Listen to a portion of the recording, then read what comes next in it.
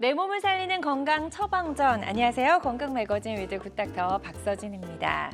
몸 여기저기가 쑤시고 아파도 이제 나이가 들면 저절로 그런 거려니 생각하고 그냥 통증을 좀 그냥 방치하는 경우가 상당히 많죠. 특히 걷거나 서 있을 때 우리 체중의 90%가 쏠리는 무릎은요.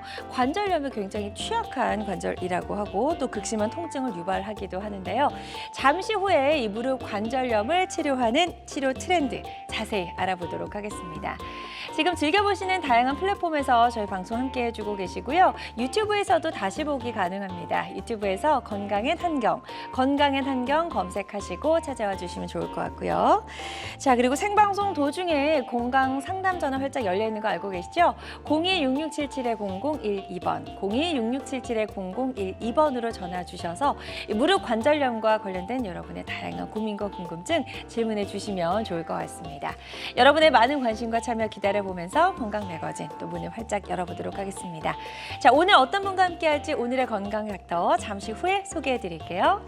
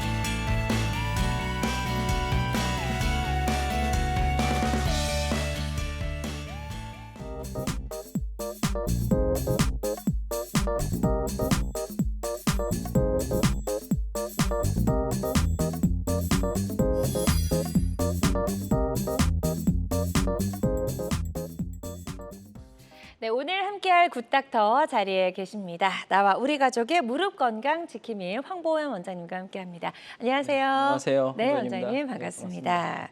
자, 오늘의 주제가 이제 무릎 관절염입니다. 네. 사실 무릎 관절 같은 경우에 이제 오래 사용하다 보면 누구나 다 앓게 되잖아요, 연골이. 네네.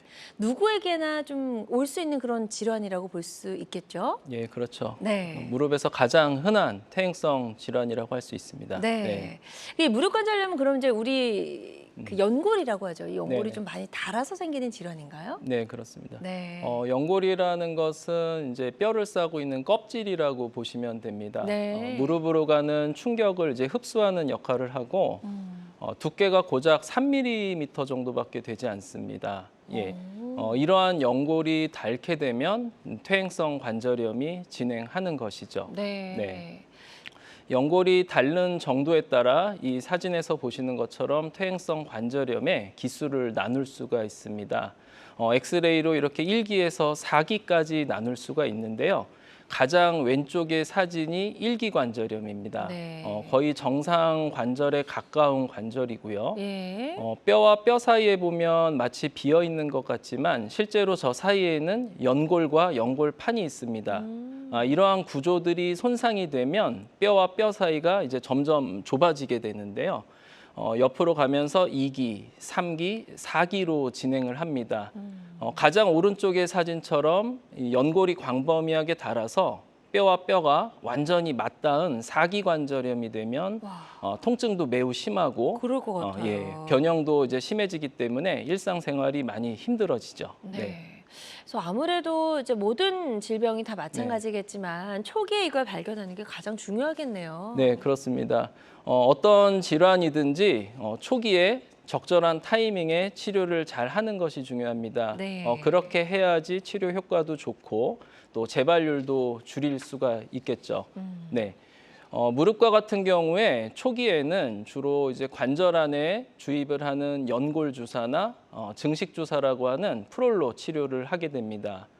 이러한 초기 치료에도 효과가 없거나 중기로 진행됐을 경우에는 수술적인 치료가 필요할 수 있습니다. 네. 예, 수술은 환자의 관절 상태나 나이에 따라 이제 결정을 하는데요. 대표적으로 관절 내시경, 절골술, 줄기세포 이식 수술과 같은 것들이 있습니다. 여기에서 더 진행이 돼서 말기관절염으로 진행을 하게 되면 최후의 수술법인 인공관절 수술이 필요합니다. 인공관절 수술도 전체를 치환하는 전치환술이 있고요. 또 한 구획만 수술하는 부분치환술이 있습니다. 부분치환술과 반치환술은 이제 같은 표현입니다. 네. 네. 그렇군요. 그래서 퇴행성 관절염도 초기인지 또 중기인지 말기인지에 따라서 우리가 시도해 볼 수 있는 여러 가지 치료 방법들이 다양하다라는 걸 좀 알 수가 있었습니다. 그런데 이제 무릎 인공관절 수술도 트렌드가 있다라는 이야기를 좀 했는데 네. 어떻게 좀 달라지고 있나요? 아나운서님 혹시 로봇 수술에 대해서 들어보셨죠? 그렇죠. 저도 네. 이제 방송 진행하면서 네네. 좀 많이 들어보긴 했는데 네네. 그래도 잘은 모릅니다. 예. 지금 여러 분야에서 로봇이 사용되고 있는데요. 네. 예, 무릎 인공관절에서도 로봇이 많이 사용되고 있습니다. 네. 약 한 4, 5년 전부터 저희 나라에도 이제 도입이 본격적으로 돼서 지금 많이 늘어나는 추세입니다. 네. 로봇 수술의 개념을 간단하게 설명드리면 수술 전에 여러 가지 정보를 로봇 프로그램에 입력을 하면 이제 3차원으로 환자의 무릎과 동일한 모델을 얻게 되고요. 네. 이 모델을 기반으로 해서 수술 중에 제가 이제 환자의 상태를 체크하면서 최종적인 계획을 세우게 되면 절삭기가 달린 로봇 팔을 잡고 수술을 하게 됩니다. 네. 이게 로봇 수술이고요. 기존의 일반 인공관절 대비해서 로봇 인공관절이 어떤 특징이 있는지 이 표를 보면서 네. 설명을 드리겠습니다. 첫 번째는 기존 방식은 이제 수술 전에 엑스레이 사진을 찍고 그 엑스레이를 측정하면서 수술 전에 계획을 세웁니다. 이에 반해서 로봇은 수술 전에 CT를 촬영해서 3차원 모델을 만들고 이 모델을 기반으로 해서 수술 계획을 세우게 됩니다. 두 번째는 수술 여러 가지 과정 중에 그 여러 가지 도구를 이제 무릎에 장착을 하고 네. 제가 직접 절삭기를 들고 수술을 하는 것이라면 로봇은 수술 전에 세운 계획에 따라 로봇 팔이 여러 가지 센서 시스템을 통해서 자리를 잡게 되면 제가 로봇 팔을 잡고 수술을 하게 됩니다.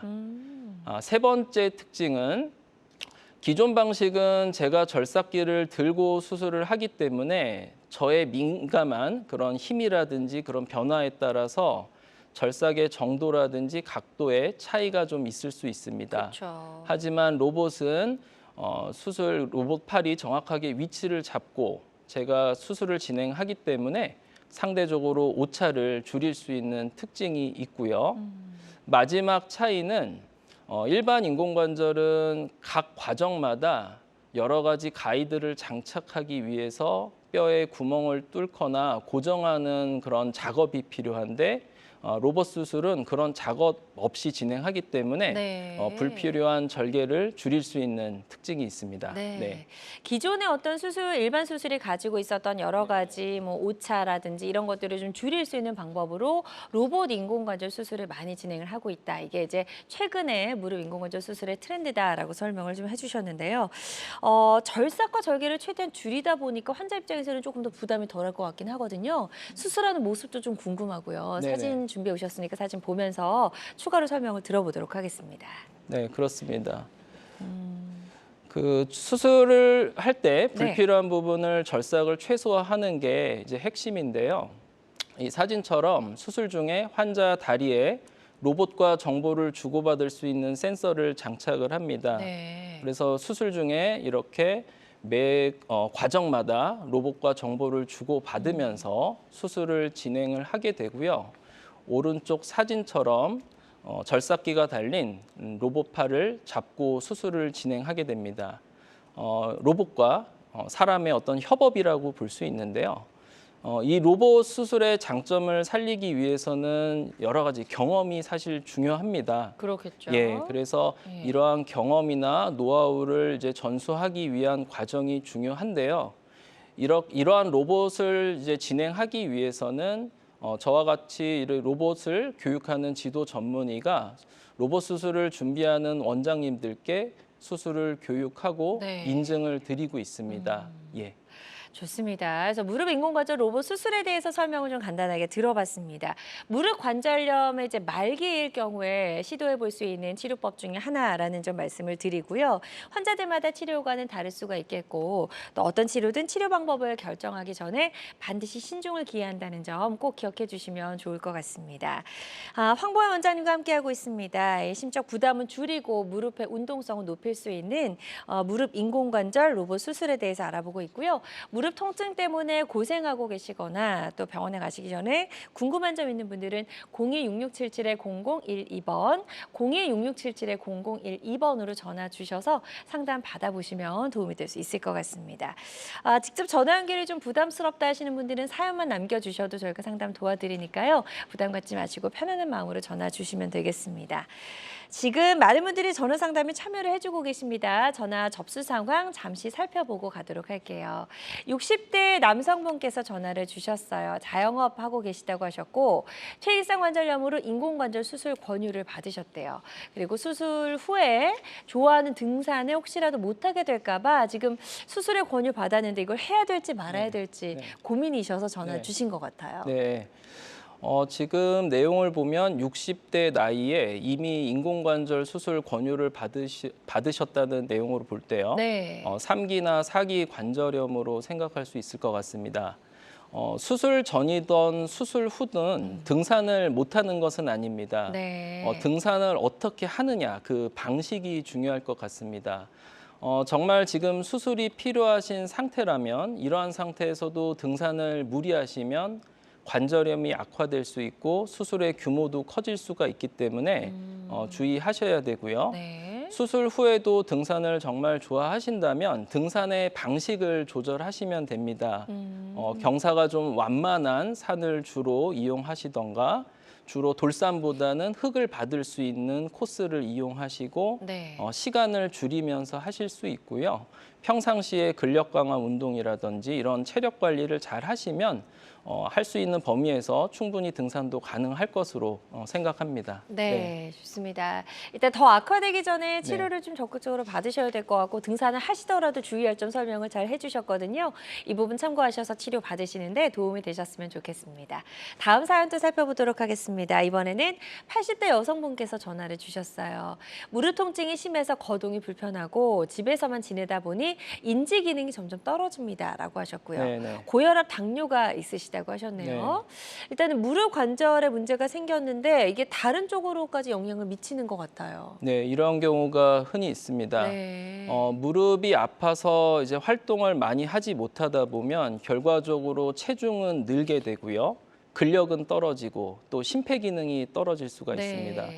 이러한 상황에서 몸의 전반적인 활력이 떨어지게 되면 인지 기능도 저하될 수 있고 또 우울증에 빠지실 수도 있습니다. 네. 따라서 지금 상담하신 환자분처럼 정말 무릎이 아파서 활동을 많이 못 하시는 것이라면 병원에 내원하셔서 정확하게 진찰을 받고 검사를 받으신 후에 현재 무릎 상태가 어떤 상태인지 객관적으로 평가를 받으시는 게 중요할 것 같고요. 네. 또 가끔 가다가 무릎 통증이 아닌 이제 허리가 원인이어서 걷지 못하시는 경우도 많습니다. 예. 그래서 가까운 병원에서 진찰을 받고 원인을 찾으시는 게 중요하겠습니다. 네. 자, 이렇게 상담해드린 내용을 바탕으로 치료 잘 받아보셨으면 좋겠습니다. 계속해서 상담 전화는 활짝 열려 있습니다. 026677-0012번, 026677-0012번으로 전화 주셔서 이 무릎 관절염과 관련된 여러 가지 궁금증, 질문 남겨주시면 좋을 것 같고요. 저희가 전화상이다 보니까 보다 명확하게 진단을 내려드리는 데는 어느 정도의 한계가 존재할 수 있다는 점 말씀을 드리고요. 가까운 병원에 내원하셔서 전문의의 정확한 진단 후에 적극적으로 치료를 상담을 잘 받아보셨으면 좋겠습니다. 그리고 실시간 시청자 상담은 생방송 도중에만 가능하니까요. 궁금한 점 있으시다면 서둘러서 전화 주시면 되겠습니다. 자, 건강한 뼈와 인대를 가능하면 좀 살릴 수 있는 무릎 인공관절 로봇 수술에 대해서 알아보고 있고 가지고 있는 특징들 좀 더 자세하게 설명을 좀 들어볼게요, 원장님. 네, 그 로봇 수술의 몇 가지 특징을 좀 더 알아보겠습니다. 크게 4가지로 특징을 나눌 수가 있는데요. 네. 첫 번째 특징은 가상 수술을 통해서 오차를 줄이고 더 정확하게 수술이 가능하다는 특징입니다. 앞서 말씀드린 것처럼 수술 전에 CT를 찍어서 환자의 무릎과 동일한 실제 뼈 모델을 만듭니다. 네. 그 모델을 기반으로 해서 예상되는 인공관절의 사이즈, 각도, 뼈의 절삭의 정도를 미리 정하기 때문에 수술을 하는 제 입장에서 사전에 가상 시뮬레이션을 할 수가 있는 것이죠. 이러한 점 때문에 더 정확하게 수술이 가능합니다. 네. 네, 두 번째 특징은 네, 왼쪽은 기존 방식이고요. 오른쪽은 로봇 수술 방식입니다. 기존에는 그 뼈에 이런 여러 가지 그 매 과정마다 작업을 위해서 도구를 장착하기 위해서요. 뼈에 구멍을 뚫고 핀을 고정하고요. 또 다리의 축을 보기 위해서 골수강 안에 저렇게 긴 로드를 삽입하는 과정이 필요했습니다. 네. 하지만 로봇 방식은 뼈에 구멍을 뚫는 작업이 없기 때문에 상대적으로 출혈량을 줄여서 부작용의 위험을 낮추고 무수혈 수술을 좀 더 용이하게 할 수 있는 특징이 있습니다. 네. 네. 좋습니다. 무릎 인공관절 로봇 수술이 가지고 있는 특징들 짚어보고 있고요. 또 다른 특징 더 설명 들어볼게요. 네. 세 번째 특징은 햅틱 경계 설정으로 주변 신경, 혈관, 근육 손상 없이 안전한 수술이 가능하다는 특징입니다. 지금 그림을 보시면 그 뼈 주변으로 이렇게 경계선이 그려져 있는 걸 볼 수가 있습니다. 네. 이걸 햅틱 경계선이라고 하는데요. 그 로봇팔에 달린 절삭기가 저 선을 넘어가면 주변에 있는 연부 조직을 손상시킬 수 있기 때문에 하나의 안전장치라고 볼 수 있습니다. 혹시라도 수술 중에 절삭기가 저 선을 넘어가게 되면 로봇이 자동으로 제어를 해서 멈추게 됩니다. 오, 네네. 네. 네 번째 특징은 이렇게 수술 전에 정해놓은 어떤 로봇 계획을 제가 그대로 따라서 하는 것이 아닙니다. 예. 수술 중에 로봇이 체크하지 못하는 환자의 인대의 어떤 긴장도라든지 또 변형 상태 이러한 것은 로봇이 체크를 하지 못하기 때문에 네. 수술 중에 제가 실시간으로 체크하면서 계획을 수정 반영해서 이제 최종적으로 수술을 진행을 하는 것이죠. 네. 이러한 부분 때문에 의사와 로봇의 협업이다 이런 표현을 많이 쓰고 있습니다. 네. 좋습니다. 무릎 네. 인공관절 로봇 수술이 가지고 있는 다양한 특징들까지 짚어봤습니다. 그런데요, 이제 무릎 인공관절 수술 받으신 분들 보면은 이제 무릎의 흉터가 네네. 상당히 크더라고요. 네네. 그래서 이런 것 때문에도 좀 수술을 차일피일 미루시는 분들도 많이 계시던데요. 네, 무릎 인공관절 수술 절개는 무릎 가운데에 이렇게 길게 세로로 네. 들어가게 됩니다. 네, 그런 부분 때문에 이제 걱정을 하시는 분들이 많은데요. 앞서 말씀드린 것처럼 여러 가지 어떤 수술의 어떤 효과를 높이기 위해서 로봇도 개발되었듯이 상처를 줄이기 위한 최소 절개법 노력도 많이 진행되고 있습니다. 네. 왼쪽 사진은 기존의 일반 로봇 인공관절 시의 그 일반 절개법이고요. 오른쪽은 로봇으로 하되 최소 절개법을 사용한 것입니다. 왼쪽 사진을 보시면 이제 무릎 가운데에 길게 주 상처가 들어가고요. 수술 중에 로봇과 정보를 주고받기 위한 센서를 장착하는 작은 상처가 위아래로 1개에서 2개 정도 필요합니다. 근데 환자분 중에 이러한 작은 상처도 싫어하는 분들이 많습니다. 그렇죠. 네, 그래서 여러 가지 경험을 통해서 그 센서를 그 주 상처 안에 장착할 수 있게 하는 특수 가이드를 제작해서요. 오른쪽 사진처럼 하나의 절개 안에 센서를 장착할 수 있게 해서 지금은 오른쪽 사진처럼요. 주 상처 하나만으로 수술을 진행하고 있고 네. 이 상처도 더 줄이기 위한 노력을 계속하고 있습니다. 네. 점점 더 나아지는 방향으로 네, 그렇습니다. 진화하고 있네요. 자, 로봇 인공관절 수술에 대해서 설명을 좀 들어보고 있습니다. 다양한 이제 퇴행성 관절염 치료법 중에 하나라는 점 말씀을 드리고요. 모든 치료는 정확한 진단 후에 환자의 증상과 상태에 맞게 적절하게 선택을 잘 해야 된다는 점 꼭 명심해 주시길 바랍니다. 황보현 원장님과 함께하고 있습니다. 무릎 관절염의 치료법들, 무릎 인공관절 수술에 대해서 알아보고 있고요. 병원에 가시기 전에 혹시 궁금한 점 있으시다면 상담 전화 주시면 되겠습니다. 02-6677-0012번, 02-6677-0012번 상담 전화 활짝 열려 있습니다. 그리고 실시간 시청자 상담은 생방송 도중에만 가능하니까요. 이 점도 꼭 기억해 주시기 바랍니다. 자, 손상된 무릎 뼈를 제거하고 이제 그곳에 인공으로 된 관절을 집어넣는 게 무릎 인공관절 수술이잖아요. 그러다 보니까 이게 굉장히 좀 수술이 이렇게 어렵고 까다로울 것 같다는 생각이 네. 드는데 어떤가요? 무릎 인공관절 수술이라는 것은 이제 허벅지뼈와 종아리뼈에 손상된 관절면을 이제 계획에 따라서 절삭을 하고 인공 연골을 삽입을 하는 수술입니다. 앞서 말씀드린 최소 절개 테크닉처럼 절삭 중에 건강한 내 뼈를 최대한 살리는 것이 이제 네. 중요한데요. 이 슬라이드에서 보시는 것처럼 특히 뼈가 약하거나 작은 분들은 허벅지 뼈의 중앙 부분을 절삭을 하면 수술 중에 골절 위험도가 높기 때문에 이런 부분은 주의가 필요합니다. 최근에 이제 제가 사용하는 로봇에 맞는 이제 특수한 임플란트 타입의 경우에는 이렇게 후방 십자인대가 부착되는 허벅지 뼈의 중앙 부위를 절삭을 하지 않고 유지하는 방법을 사용할 수가 있습니다. 네. 이렇게 되면 뼈가 약하거나 작은 분들도 더 안전하게 수술이 가능한데요. 왼쪽 사진은 이제 기존 방식의 수술 후 엑스레이 사진이고요. 네. 오른쪽 사진은 이제 최소 절삭으로 했을 때 수술 후 엑스레이 사진입니다.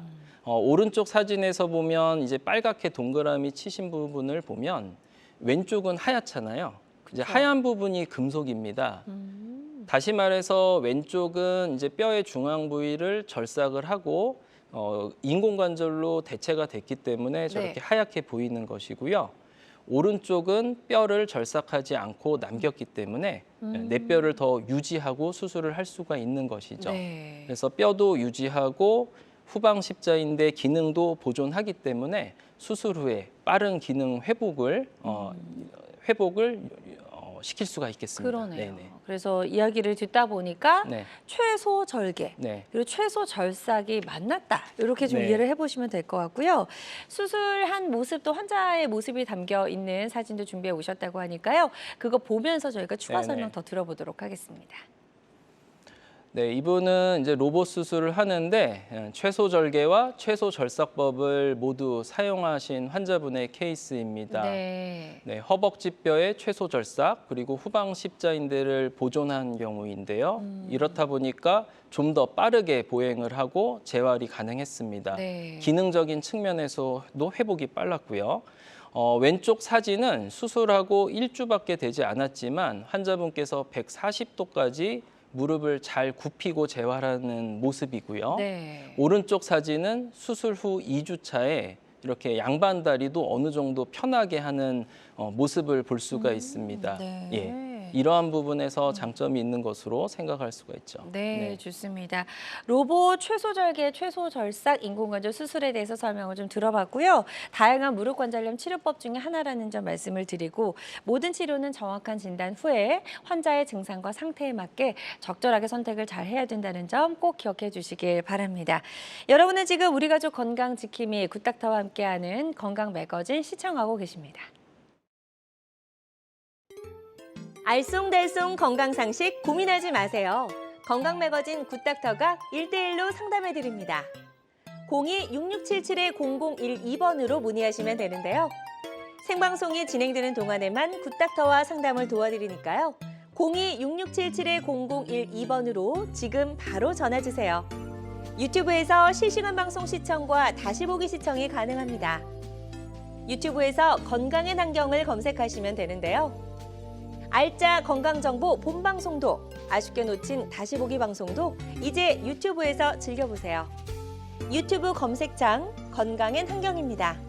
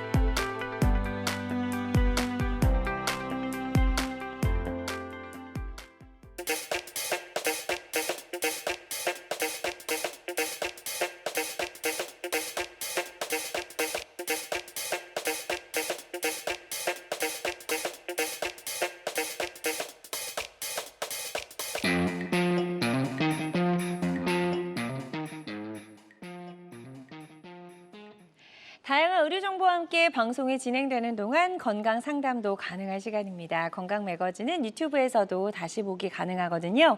유튜브에서 건강엔 한경, 건강엔 한경 검색하시고 유튜브도 많이 놀러와 주시기 바랍니다. 자, 지금부터는 비교적 예후가 좋았던 치료 사례들 하나씩 만나보도록 하겠습니다. 첫 번째 사례부터 좀 소개해 주실까요? 네, 첫 번째 사례는 이제 재수술 케이스입니다. 그 70세 여자 환자분으로 그 5년 전에 다른 병원에서 양쪽 무릎 모두 근위경골 절골술이라는 수술을 하셨습니다. 절골술이라는 수술은 이제 일명 휜다리 교정술이라고 하는데요. 아직 인공관절 하기 아까운 무릎 상태인데 이제 옷자다리 변형이 심할 때 하는 수술입니다.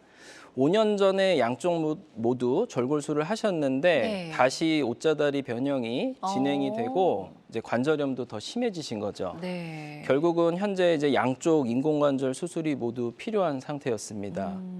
하지만 기존의 교정 수술로 인해서 이미 다리 축이 바뀌어 있는 상태이기 때문에 정밀한 수술 계획이 필요한 상태였죠. 네. 그래서 자, 왼쪽은 수술 전의 사진이고요. 네. 오른쪽은 수술 후의 사진입니다. 왼쪽 사진 보시면 이렇게 종아리뼈 위에 하얗게 들어간 부분, 네. 예, 이 부분이 이전에 절골술을 하신 흔적이고요. 이렇게 축이 바뀌어 있기 때문에 로봇 수술 방법을 통해서 정밀하게 재수술 계획을 세우고 제가 가상 수술을 통해서 오른쪽처럼 이제 수술이 잘 된 상태입니다. 네. 이렇게 허벅지뼈와 종아리뼈가 다시 뜨게 되고 옷자다리로 다시 변형된 부분도 교정도 잘 됐고요. 네. 그렇군요. 70세 여성분의 사례였습니다. 퇴행성 관절염 4기셨고 이렇게 로봇 최소절개 인공관절 수술을 받고 예후가 좋았던 그런 사례를 소개해 주셨습니다. 정밀한 수술이 필요한 상황에서 어떻게 보면 이제 로봇이 딱 적절하게 도움을 줬다라고 볼 수가 있을 것 같은데 수술 후의 결과 한번 확인을 해보도록 할게요. 네. 그 재수술 케이스이기 때문에 이제 예후가 좋지 않을 것으로 저도 걱정을 했지만 이제 로봇과 채소 절개법을 사용해서 이제 결과가 좋았던 환자분입니다. 이제 오른쪽 사진은요, 수술 1주차 때 무릎을 130도까지 굽히기 재활이 가능한 모습이고요. 네. 수술 2주차에도 이렇게 침상에서 양반다리 자세를 편하게 하는 모습을 보이고 있습니다. 네. 좋습니다. 다음 모습도 볼게요. 이렇게 그 옷자다리가 심했다고 네네네. 하셨잖아요. 그것도 네, 교정이 수술 되나요? 전에 보면 이제 왼쪽 사진처럼 이렇게 옷자다리 변형이 심했고요. 이제 수술 후에 보시면 다시 다리 축이 일자로 회복된 모습을 볼 수가 있습니다. 네, 수술 전과 후 달라진 네. 모습까지 저희가 확인해봤습니다. 네. 최소절개 이제 무릎 인공관절 치료 사례 만나보셨고요. 환자들마다 치료 효과는 조금씩 차이가 있을 수가 있겠습니다. 자, 저희는 또 다음 사례 만나보도록 할게요. 역시 70세시네요. 70대 환자분. 예, 다음 사례는 이제 일반적인 그 흔한 퇴행성 관절염에 그 골괴사증이 동반된 사례입니다. 70세 남자분이고요. 3년 전부터 통증이 심해졌습니다. 다른 병원에서 이제 여러 차례 주사 치료를 했지만 통증이 심했고요.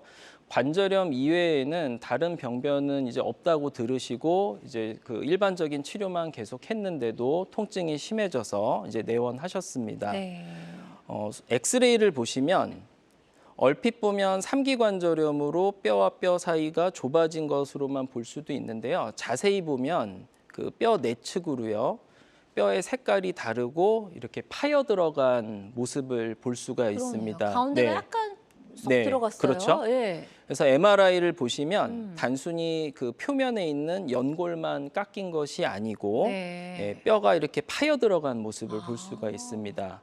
예, 이것을 골괴사증이라고 합니다. 네, 예, 그렇군요. 흔히 이제 일반적으로 엑스레이만 찍고 보면 놓치기 쉬운 병변인데요. 결과적으로 환자분은 이렇게 심한 통증이 일반적인 관절염으로 인한 것이 아니고 골괴사증으로 인한 통증이었던 거죠. 그렇군요. 네. 이제 수술을 권유받으셨지만 네. 이제 환자분이 업무 때문에 좀 빨리 회복을 하고 복귀를 원하셨고요. 네. 예. 자, 그래서 어떻게 됐는지 그래서, 한번 볼게요. 그래서 환자 검사 결과 보면 지금 안쪽 관절만 심하고요. 네. 외측과 앞쪽은 다행히 괜찮았기 때문에 반치환술을 진행을 했습니다. 네. 예, 반치환술, 부분치환술 같은 말이고요. 이제 부분치환술도 로봇으로 가능합니다. 똑같이 수술 전에 CT를 통해서 3차원 모델을 만들고요. 이렇게 체크를 하고 수술을 진행을 했고요. 네, 수술 후에 찍은 엑스레이 사진입니다. 전치환술과 다르게 무릎의 안쪽만 치환이 된 것을 볼 그러네요. 수가 있습니다. 네. 네, 반치환 수술 후에 잘 회복하시고요. 네. 네, 심한 골괴사증이었지만 이제 환자분 원하시던 대로 좀 빠르게 퇴원하셨습니다. 수술하고 1주 후에 퇴원을 하셨고요.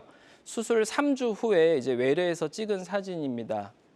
왼쪽 사진처럼 145도까지 무릎도 잘 굽혀지고요. 네. 상처 크기도 전치환술에 비해서 작은 편이고 양반다리도 가능한 상태가 되었습니다. 그렇군요. 네네. 사실 이제 네. 저런 인공관절 수술을 받고 나서 양반다리가 가능한가라고 생각하시는 분들 많이 네. 계신데 이렇게 수술이 잘 된 경우에는 이런 이제 자세까지도 충분히 가능하다는 걸 저희가 이제 환자분들의 사례를 통해서 알아볼 수가 있었습니다. 환자들마다 치료 효과는 조금씩 차이가 있을 수 있다는 점 말씀을 드리고요. 황보혜 원장님과 함께 신체 부담은 줄이면서 무릎의 운동성을 높이는 무릎 인공관절 로봇 수술에 대해서 알아보고 있습니다. 방송 보고 계신 분들 중에서 무릎 관절염 때문에 힘든 시간을 보내고 계시거나 인공관절 수술과 관련해서 여러 가지 고민, 궁금한 점 있는 분들은 상담 전화 주시면 좋을 것 같고요. 02-6677-0012번, 02-6677-0012번 상담 전화 활짝 열려 있으니까요. 이쪽으로 전화 많이 주시기 바랍니다. 자, 그리고 실시간 시청자 상담은 생방송 도중에만 가능하니까요. 이 점도 꼭 기억해 주시길 바랍니다. 자, 저희는 또 다음 사례 만나보도록 할게요. 84세 여성분의 사례인데 10년 전부터 양쪽에 무릎 통증이 있으셨다고요. 꽤 오래되셨네요. 예, 다음 케이스는 이제 84세 고령이시고요. 네. 오래전부터 무릎 통증을 호소하셨습니다. 이미 한 10여 년 전부터 인공관절 수술이 필요하다는 이제 말씀을 들으셨는데 네. 지금 오른쪽에 엑스레이 사진처럼 엑스레이 사진만 봐도 뼈가 상당히 약한 것을 알 수가 있습니다. 뼈의 껍질도 상당히 얇고요. 뼈의 색깔도 많이 검습니다. 그러니까 골다공증이 매우 심하시다는 건데요. 네.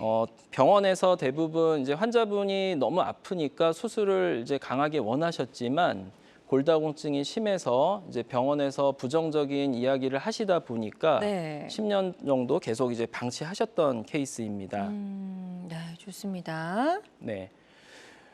검사 결과를 보면 골다공증도 심하고 오히려 O자 다리가 아니고 X자 다리가 이제 심한 네, 상태입니다. 그러니까 안쪽으로 약간 휜 거네요. 예. 네. 그래서 어머님 같은 경우는 이제 뼈가 상당히 약하기 때문에 최소 절삭법을 이용해서 이제 수술을 진행을 했습니다. 네.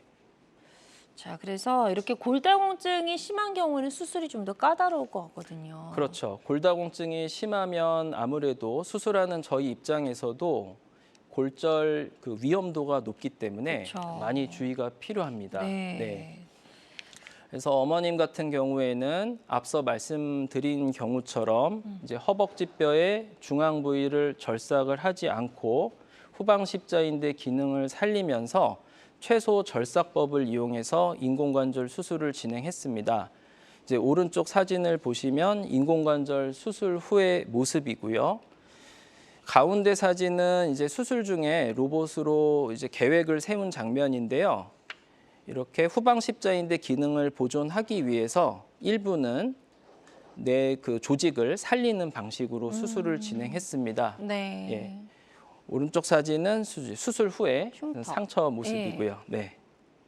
좋습니다. 이렇게 해서 최소절개 로봇 인공관절 치료 사례를 소개를 해주셨습니다. 아무래도 이제 수술도 중요하지만 수술 이후에 이제 재활하는 치료도 중요하잖아요. 네, 그렇습니다. 어떤 방법으로 재활 치료가 이루어지고 있는지 영상 준비해 오신 거 보면서 설명 더 들어보도록 하겠습니다. 네, 수술 후에는 이제 허벅지 앞 근육, 대퇴사두근의 근력이 매우 중요합니다. 네. 지금 이제 어머님 같은 경우에 수술 1주차 때 이제 재활하는 모습입니다. 상당히 골다공증이 심하고 고령이시기 때문에 힘들 것으로 생각했는데 다행히 수술 1주차에도 이렇게 허벅지를 본인의 힘으로 잘 들어 올리고 계십니다. 네. 이 영상은 이제 수술 전에 보행 모습입니다. 보시듯이 다리가 O자. 상당히 심하게 네. 변형이 된 상태로 이제 걸으시고 있고요. 네, 뼈끼리 맞부딪히다 보니까 이제 통증이 매우 심하죠. 네. 그래서 빨리 좀 못 걸으시는 네, 것 같아요. 그렇습니다. 이 영상은 이제 수술 후의 모습입니다. 예, 다리가 이제 이쁘게 펴졌죠. 펴진 그러네요. 상태에서 네, 수술 전보다는 더 편하게 걸으시고 있습니다. 물론 이제 수술 초기이기 때문에 아직 근력이 약하신데요. 근력이 좀 더 회복되시면 지금보다 더 씩씩하게 걸으실 수 있을 것입니다. 네, 좋습니다. 최소절개 로봇 인공관절 수술을 받고 예후가 좋아진 환자분의 사례 만나보셨습니다. 최소절개 로봇 인공관절 수술은 다양한 무릎관절염 수술 중에 하나라는 점 말씀을 드리고요. 모든 치료는 정확한 진단 후에 환자의 증상과 상태에 맞게 적절하게 선택을 해야 된다는 점 꼭 기억해 주시길 바랍니다. 자, 그럼 지금부터는요, Q&A를 통해서 최소절개 로봇 인공관절 수술에 대한 궁금증 속 시원하게 해결해보는 시간 갖도록 하겠습니다. 첫 번째 궁금증부터 바로 화면으로 만나보시죠. 절뚝거리면서 걷는데 이건 왜 그런 건가요? 라는 질문입니다. 글쎄 아무래도 이제 양쪽에 뭔가 좀 상태가 달라서 그런 것 같다는 생각이 네네. 드는데요. 어떤가요, 원장님? 무릎을 이렇게 절룩이면서 걷는 원인이 만약에 이제 무릎 때문이라면요, 크게 이제 세 가지 정도 의심을 할 수가 있습니다. 네. 첫 번째는 이제 무릎 안에 연골이 심하게 마모가 되면 연골이라는 껍질이 벗겨지고 그 안에 뼈가 드러나게 되는데요. 그 허벅지뼈의 뼈 부분과 종아리뼈의 뼈 부분이 이제 맞닿게 되면 걸으실 때 많이 아픕니다. 이럴 때 쩔룩일 수 있고요. 두 번째는 뼈와 뼈 사이에 그 충격을 흡수하는 반월상 연골판이라는 것이 있습니다. 이 연골판이 파열이 돼서 어딘가가 이제 끼이거나 하면 이때도 걸으실 때 절룩일 수가 있고요. 네. 세 번째는 지금 앞서 말씀드린 케이스처럼 이제 관절염이 더 진행돼서 뼈가 괴사가 된 경우, 이런 경우에는 검사 결과에 비해서 환자분이 실제로 많이 절룩이십니다. 네. 예, 이러한 경우를 생각을 해볼 수가 있습니다. 네. 자, 이런 경우와 좀 비슷한 사례 있으시면 하나 좀 소개를 해주실까요? 네네. 예. 자, 그래서 65세 여성분. 이 사례분도 이제 병원에 내원하실 때 상당히 심하게 절룩이면서 걸으셨던 분입니다. 65세 여자 환자분이시고요. 10년 전부터 양쪽 무릎 통증이 심했고 걸을 때마다 심하게 절뚝거리는 양상을 보였고요.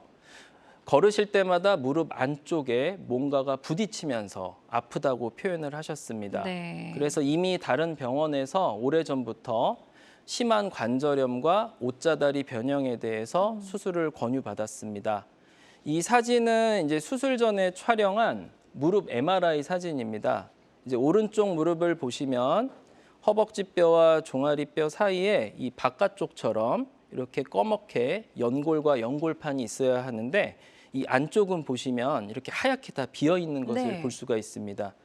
왼쪽 무릎도 마찬가지죠. 왼쪽 무릎의 바깥쪽은 양호한데 안쪽은 많이 손상된 상태죠. 네. 자, 그래서 절뚝거리던 걸음걸이가 어떻게 달라지셨는지 좀 궁금한데요. 네. 그래서 사기관절염의 20도 이상의 심한 옷자다리 변형에 대해서 양쪽 모두 로봇을 이용한 최소절개 인공관절 수술을 시행했습니다. 네. 네, 오른쪽 사진은 보시면 수술 전에 심하게 옷자다리로 변형된 모습이고요. 오른쪽 사진 보시면 이제 수술 후에 뼈와 뼈 사이가 뜨게 되고 다리가 일자다리로 이쁘게 교정된 모습을 볼 수가 있습니다. 네. 좋습니다. 어떻게 또 수술 전과 후가 달라지셨는지 영상 보면서 설명 더 들어보도록 하겠습니다. 네, 수술을 앞두고 수술 전에 촬영한 보행 모습입니다. 지금 옷자다리가 상당히 심하고요. 네. 예. 이 영상은 이제 수술 후에 찍은 모습입니다. 예. 다리가 이제 완전히 펴졌고 걸으실 때 절룩이는 것도 많이 이제 개선된 상태죠. 네. 네, 좋습니다. 자, 환자들마다 치료과가 조금씩 달라질 수 있다는 점 네. 말씀을 드리고요. 자, 옷자형 다리가 이제 생각보다 굉장히 많이 개선이 됐네요. 네. 왼쪽 사진은 이제 수술 전에 옷자다리로 변형된 모습이죠. 앞에서 찍은 모습이고요. 뒤에서 촬영한 모습입니다. 네. 이렇게 옷자다리가 심했었는데요. 수술 후에는 이렇게 일자다리로 이쁘게 교정된 모습을 볼 수가 있습니다. 네. 그리고 생각보다 정말 그 수술 흉터가 네. 크지 않다는 생각이 드네요. 네. 기존에 저희가 봐왔던 흉터 크기가 네. 있어가지고 근데 이제 수술 흉터는 이제 환자의 상태라든지 그렇죠. 뭐 술기에 따라서 좀 달라질 수는 있습니다. 네. 됐습니다. 최소절개 로봇 인공관절 치료 사례 만나보고 계십니다. 자, 그럼 다음 궁금증도 화면으로 만나보시죠. 나이가 많아서 인공관절 수술이 걱정됩니다라는 질문입니다. 아무래도 연세가 있으시면 이런 큰 수술 하기가 조금 부담스러우시잖아요. 네네. 네, 그래도 또 무작정 차일피일 미룰 수도 없고요. 네. 단순히 나이만으로 수술을 여부를 결정하진 않습니다. 나이가 80대 중반이어도 몸 상태가 아주 우수하신 어르신들도 많습니다.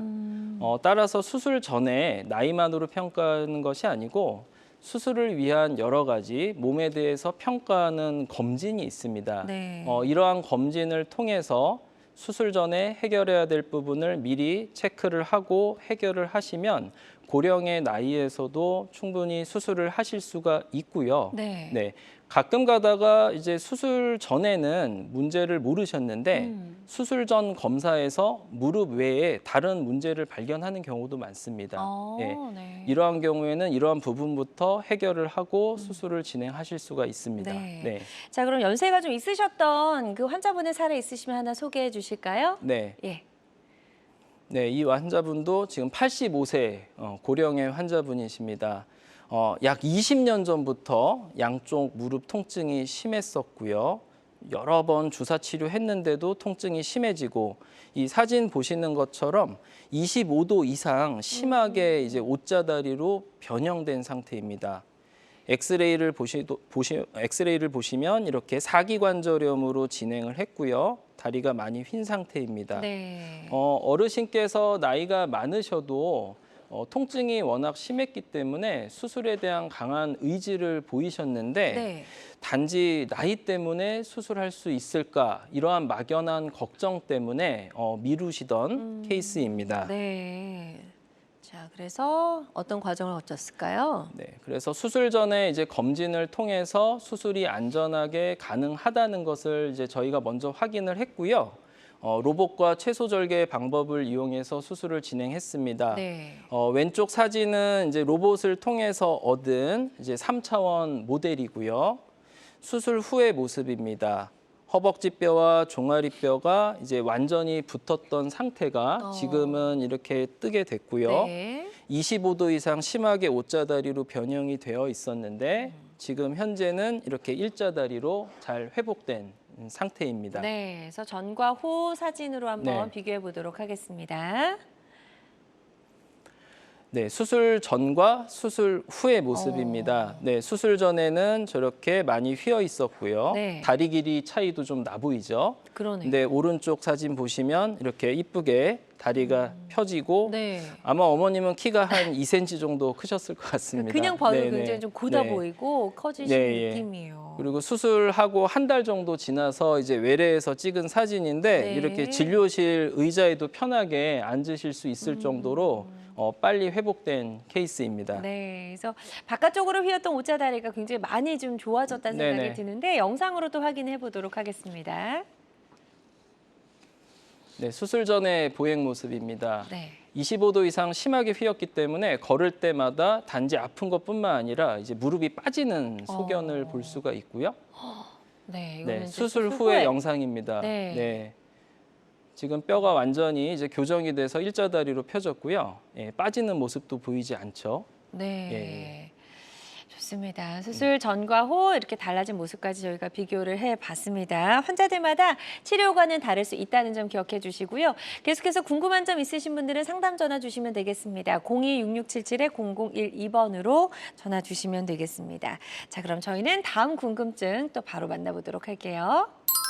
골괴사가 있어도 인공관절 수술이 가능할까요? 라는 질문입니다. 이게 중장년 남성들에게 굉장히 이제 발병률이 높은 질환이라면서요, 골괴사. 네, 그렇습니다. 예.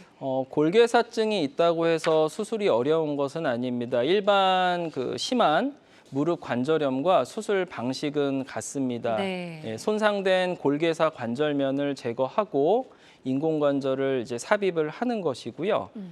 단지 중요한 것은 이제 골괴사증이 방치가 돼서 뼈의 괴사 부분이 이제 뼈의 몸체로 많이 올라간 경우에는 이제 수술 후에 남아 있는 뼈가 약하기 때문에 네. 통증을 좀 호소하실 수가 있습니다. 따라서 골괴사증이 발견됐을 경우에는 그 상태에 맞게 적절한 시기에 수술을 받으시는 것이 중요합니다. 네. 좋습니다. 이런 사례 있으시면 하나 좀 소개를 해주실까요? 네. 예. 골괴사 사례. 네, 다음 사례는 이제 골괴사증으로 이제 수술을 받으신 분입니다. 67세 남자 환자분이고요. 역시 10년 전부터 심한 통증을 호소하셨고 옷자다리도 심하게 이제 변형이 된 상태입니다.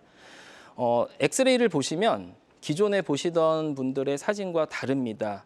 이렇게 MRI 사진을 보면요. 종아리뼈의 위쪽 안쪽 면이 마치 계단처럼 예, 뼈가 파여 들어간 것을 볼 수가 있습니다. 네. 엑스레이에서도 보이죠. 네, 네. 그러네요. 그러니까 관절염이 오랫동안 방치되면서 뼈와 뼈가 부딪히면서요. 그 뼈의 부분이 이제 네. 손상이 되고 많이 파여 올라갔다고 보시면 됩니다. 수술 전에 찍은 이 사진을 보시면 다리도 옷자다리도 이제 심하게 변형이 된 상태죠. 네. 자, 이분은 어땠는지 전의 모습 영상으로 만나보도록 하겠습니다. 네, 수술 전의 보행 모습입니다.